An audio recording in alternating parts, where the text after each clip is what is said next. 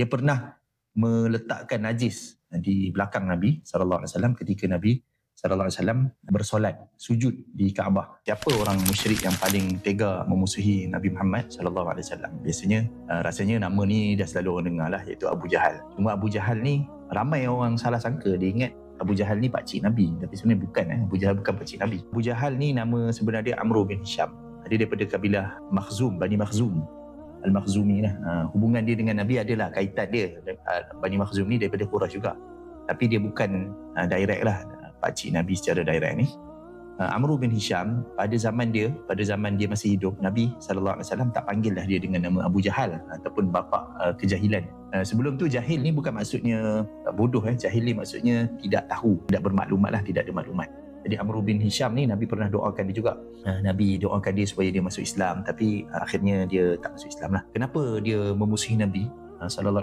Memang dia memusuhi Nabi ni sebab dia rasa kedudukan dia tu tercabar dengan dia punya pengaruh dia dalam masyarakat Arab. Dia ni ketua kabilah di dalam Mekah tu. Jadi dia rasa tercabarlah dengan pengaruh dia, dan juga dengan dia punya bisnes dia punya perniagaan dia. Dan yang paling penting, Nabi SAW menamakan dia lepas kematian itu sebagai Fir'aun umat ini. Itulah dia, Abu Jahal. Dia pernah meletakkan najis di belakang Nabi SAW ketika Nabi SAW bersolat, sujud di Kaabah.